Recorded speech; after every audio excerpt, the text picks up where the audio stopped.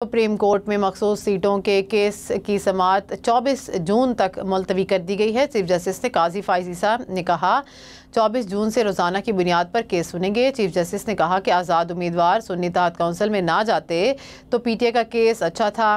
PTI जाकर कह सकती थी कि ये हमारे लोग हैं, नशिस्तें हमें दो। किसी दलील पर पीटीआई का ये मौक़िफ़ मुस्तरद होता। ये लोग सुन्नी इत्तेहाद काउंसिल में ना जाते तो मखसूस नशिस्तों का क्या होता।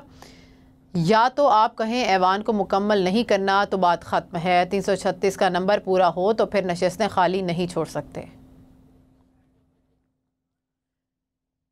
मखसूस नशिस्तों से मुतालिक सुन्नी इत्तेहाद काउंसिल की अपील पर समाअत के दौरान चीफ जस्टिस काजी फाइज ईसा ने रिमार्क्स दिए कि इस अदालत पर हर चीज़ का मलबा ना डालें। इंट्रा पार्टी इंतखाबात ना होने पर सियासी जमात को निशान नहीं मिला। वकील फैसल सदीकी ने कहा कि हमने तो नहीं कहा था कि इंट्रा पार्टी इलेक्शन ना कराएं।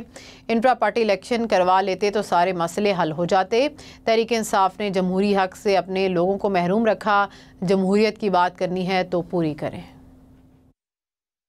आपने इलेक्शन नहीं कराया, फैसला आ गया भाई इलेक्शन करा लो, चैलेंज, इलेक्शन करा लो, चैलेंज, इलेक्शन करा लो, चैलेंज, कभी लाहौर कभी पेशावर कभी यहाँ।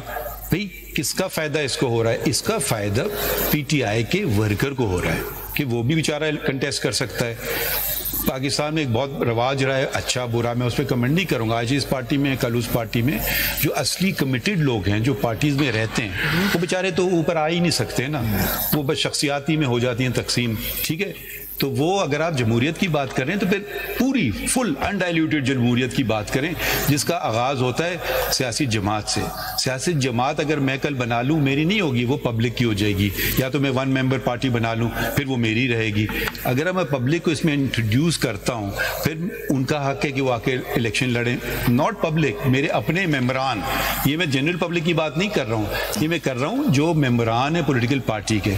तो जी अगर देखें या तो आप नैरो डाउन रखिए इस पिटिशन का स्कोप ऐसे, मगर अगर आपने जनरली बातें करना ना डेमोक्रेसी और सब्सटैंटिव राइट्स फिर आखिर तक जाइए, उधर भी मुझे कोई इतराज नहीं है। आप एक अप्रोच ये नहीं कहें कि जी इस वक्त तक मैं जाऊंगा और इसके आगे नहीं जाऊंगा, फिर आगाज कीजिए शुरू से।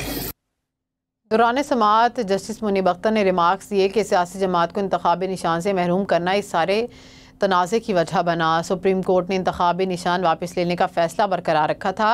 इंतखाबी निशान का मसला खुद इलेक्शन कमीशन का अपना खड़ा किया हुआ था। इलेक्शन कमीशन ने उम्मीदवारों को आज़ाद करार देकर मसले का हल निकाला।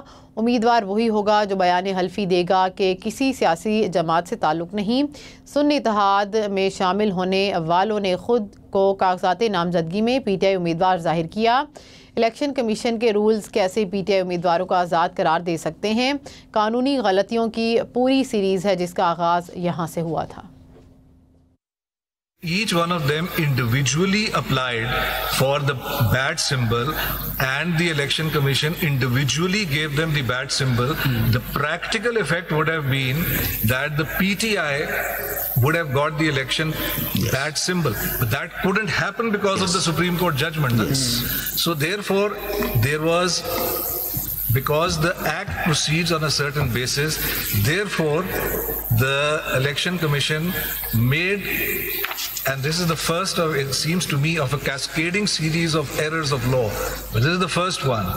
They did a bit of a fudge, and that appears in their reasoning.